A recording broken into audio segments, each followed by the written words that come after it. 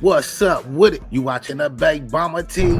And yeah, we about to check out this video from the YouTube channel Warren Cali. And the title is He Was Shooting Ops, Robbing an Innocent and Got Life. The story of Runitup Jaybo. Yeah, man. I ain't gonna lie, I don't even know who Runitup Jaybo is, man. But yeah, man, I guess he was wilding out enough to get a segment on Warren Cali, you know what I mean? Don't lie, man. Sometimes when you wilding out as a youngster, it follow you all the way till you grown, man. For real though, man. I know some wild dudes, man, and they the most paranoid people you will ever meet, man. For real though. Always looking over their shoulder and always paranoid, like for real though. You know what I'm saying? But yeah, man, I haven't checked out the video. Don't completely know what they talking about, but let's check it out and see what they talking about.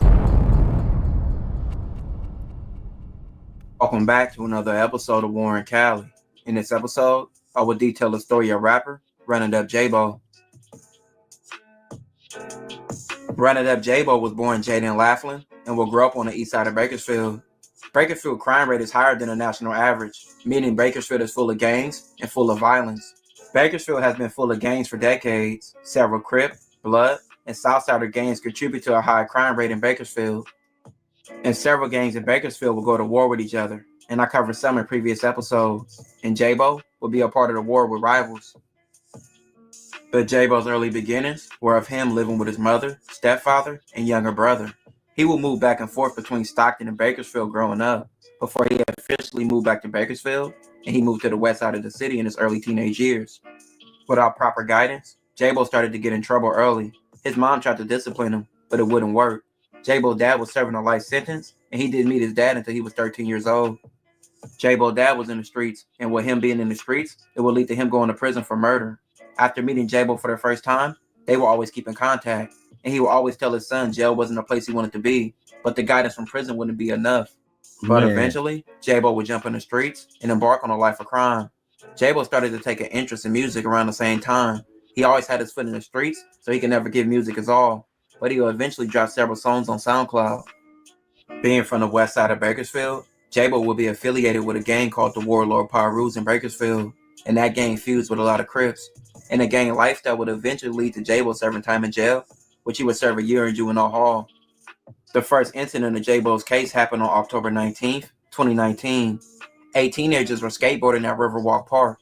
Prosecutors said Jaybo and his gang approached the teens, pulled out a gun, and demanded the teens' phones, money, and also their wallets. Jaybo's crew stood guard and blocked the teens from leaving the park. After they got what they wanted, Jaybo and the 2 people he was with would run from the park. He was later recognized as Jaybo, a local rap artist by the teens. They would later tell the police of his identity. Off that through his identity, Bakersfield police identified him as the rapper Jaybo. About 3 weeks later, on November 19th, 2019, another victim was walking up to his home with his family. He spotted Jaybo in front of his front yard with several documented Warlord Pyro gang members. The victim tried to avoid the group by turning down a side street and walking through an alley, but Jaybo chased and confronted the victim in the alley. Jaybo said the victim disrespected his gang. Jaybo then fired 6 shots and struck the victim in the arm and the hip. He then ran from the area. Police later responded to the area where they would find Jaybo and arrest him. He was trying to drive away from the scene. Prosecutors. I ain't gonna lie, that boy kinda goofy, man. He gonna pop somebody and stay at the scene, though. You know what I'm saying, man? You should have been up out of there. Yeah, man, I ain't gonna lie. Back in the days, I ain't know Bakersfield was like active like that. One of my cousins rapping stuff, so he had like a show out there in Bakersfield, you know what I mean? And we was wondering why too many people wasn't showing up. Yeah, eventually we found out somebody got killed and a few dudes got popped up in front of the place where my cousin was performing at, you know what I'm saying, the week before. So that's why I wasn't like nobody there, you know what I'm saying? That's when we kind of realized get active out there. Yeah, man, we basically was out there with our guards down, not even knowing what happened the week before, man. That was crazy. Said Jaybo was 17 at the time of both incidents, and with Jaybo being 17 turning 18 at the time, he had the choice to keep his case in the juvenile court system or the adult system, which he would choose the adult route because he wanted to bail out, and he would bail out by 2020. Jaybo would later drop his first album called 81011. Jaybo would stay consistent with his music and drop follow-up tapes with albums like Murder Block and Problem Child. He had some of his videos touching millions of views, which led to him signing to Dizzler. But Jaybo's music career didn't stop him from being in the streets again. On May 25th, 2022, a victim and his 5-year-old daughter were returning home from a doctor's appointment on Wilson Road. when Jaybo cut him off in traffic. He was driving erratically. When the victim was taking photographs of Jaybo's car, Jaybo fired 7 rounds, striking the car 4 times. 2 rounds would strike a nearby house, but nobody was injured. Based on photo evidence from the victim and video surveillance from nearby cameras, police were able to identify Jaybo, and a warrant was issued for his arrest. A week later, police arrested Jaybo on a warrant at the DMV. He was trying to receive a new license plate. He will once again post bail from this incident. After getting bail from the May 25th, 2022 incident, on June 17th, 2022, another victim was walking along Stockdale Highway to his mother's house when Jaybo and an associate drove up to the victim and began banging on him. According to court docs, Jaybo pointed the AR-15 at the victim. Police identified Jaybo and later located and arrested him. Jaybo was still near the location of the scene, and with all these charges racked up against Jaybo, his career and life as a free man will be over. Yeah, man, I ain't gonna lie, man. He was on some crash out activity, man, for real, though. And man, I ain't gonna lie. That's one thing to be doing things that's necessary, but like, man, unnecessary and reckless, man, that's crash out activity right there, man. But then it's crazy. He gonna start busting at somebody while he in his car, though. You know what I'm saying? You in your car, you gonna start busting at somebody with your license plates on there. You know what I'm saying? That was goofy as hell, man. You know, the average citizen gonna tell on you for real, though. Was already out on 2 bails. Back now at 5:30, a Bakersfield rapper is facing up to 90 years to life for attempted murder. Local rapper Jaden Christopher Laughlin, also known as Jaybo, was convicted on Tuesday after a 2-month trial. Eyewitness News reporter Leslie Valle spoke with Laughlin and has more details. Leslie. Yes, Michael, Laughlin, not even old enough to drink, is now convicted for attempted premeditated murder in a series of gang-related shootings back in October of 2019 through June of 2022.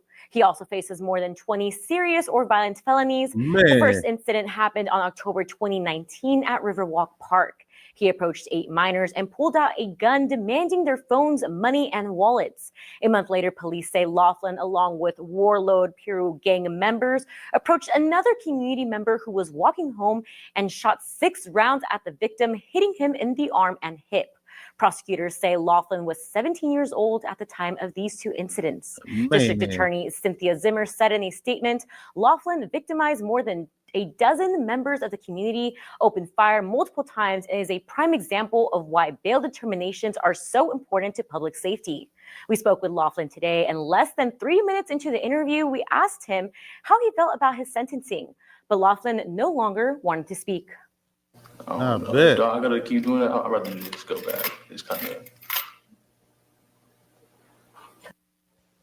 The DA's office requested for bail to be denied entirely due to the repeated violent incidences and continued criminality. Laughlin has been in custody since June of 2022 and is scheduled to be sentenced on April 26th. And facing his 2019 and 2022 charges, his life on the streets will be over. Jaybo will face over 20 felony charges pinned against him, even though many of his charges happened when he was only 17. With him taking his charges to adult court instead of juvenile court in 2019, the added charges would rack up to his adult charges in 2022. By 2023, Jaybo was sentenced to 35 years to life. Jaybo is now 22 years old and is at High Desert State Prison. Jaybo's earliest parole date is in 2045. Now, in his current day, Jaybo is trying to get an appeal, with most of his charges being when he was 17. He's hoping that he can get a lesser sentence now. Since being in prison, Jaybo has dropped 3 albums, In Squeeze We Trust, Child's Play, and Problem Child 2. He has even done a few interviews behind bars. This story shows you how the streets can ruin your life, and being a crash out won't get you far, and can ruin anything you have going for yourself. This will conclude this episode, if you haven't already. Yeah, man, that's a fool with it, man. I ain't gonna lie, he was moving so reckless, like, until even if he got his life together and started doing different things and stuff, he still would have had to watch his back. You know what I'm saying? For real, though. How he was moving, he could have developed some crazy paranoia, man. For real, though. Always looking over your shoulder and everything, man. Peace of mind gone, man. You know what I'm saying? For real, though. Think you got your life together and stuff. You got your girl, you got your kids. You ain't even tripping off nothing. And then boom, boom. Somebody just take you out while you with your girl and your kids and stuff like that. You know what I'm saying? For real, though, man. So So even if you young, man, be mindful of how you moving, man, for real though, man. And yeah, like I was saying, man, it's a difference between necessary BS and then reckless BS, you know what I'm saying? For real though. Personally, I never fought somebody for doing what they gotta do, you know what I'm saying? If it came down to it, it was like a necessary situation, you know what I'm saying? Yeah, just that recklessness, man, that ain't it, man, for real though, man. But yeah, man, let me know what y'all think in the comments. Like, share, and subscribe to the Big Mama TV. Thanks for watching. Thanks for supporting. Until next time, all right?